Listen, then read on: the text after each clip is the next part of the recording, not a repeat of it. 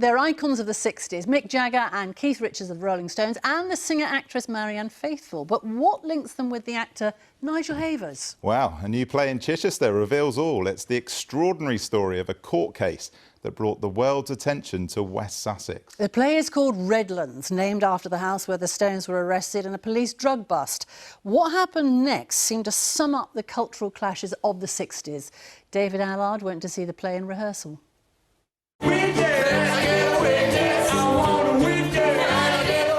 The sound of the Stones. Meet the cast bringing Mick and Keith back to the city where their bad boy reputation was sealed 57 years ago. It was to Redlands, the expensive Tudor-style house at the end of this drive, that a 15-strong squad of policemen arrived armed with a search warrant issued under the Dangerous Drugs Act.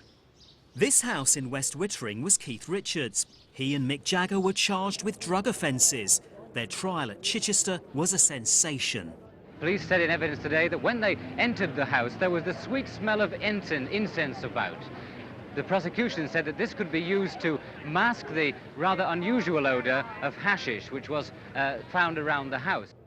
To some, it seemed the 60s themselves were on trial, right here in Sussex. This is a story that is completely locally specific, but has an enormous national significance.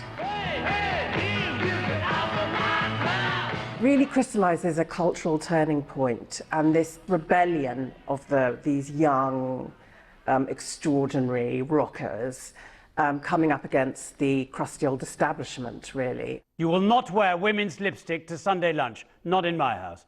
What's wrong with lipstick? I wore it myself on the odd occasion. He's just expressing himself. He can express himself somewhere else then. None crustier than Michael Havers QC, appalled at the prospect of defending the Stones in court and furious at their influence on his teenage son, Nigel Havers. Yes, that Nigel Havers. He's been really supportive. I know that he's wanted to tell this story for a long time. Hey! Don't touch the hair. And it felt like as a teen at that time, you were really part of the counterculture if you're a Rolling Stones fan.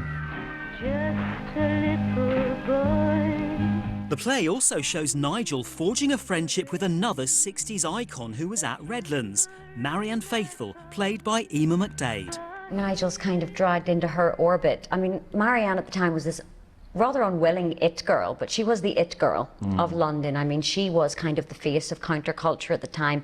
Women suddenly letting their hair down, wearing what they wanted, doing what they wanted, and not apologising for it. But while the hullabaloo of the trial bolstered the Stones' notoriety and popularity, it was a different story for Marianne. It was the downfall of her before she became homeless and things like that.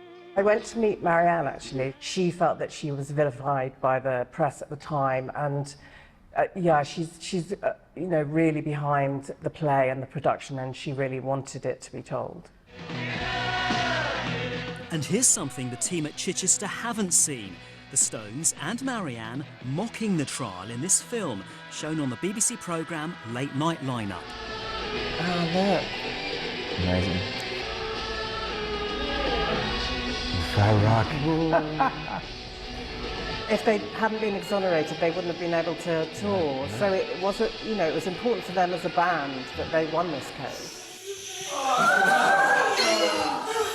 Can I get Packed with Stones music, Redlands seems to be a riotous account of possibly the most shocking / exciting thing ever to happen in Chichester. It's brilliantly fun and flamboyant, but it also has so much heart to it. It runs at the Festival Theatre until October the 18th. David Allard, BBC South Today.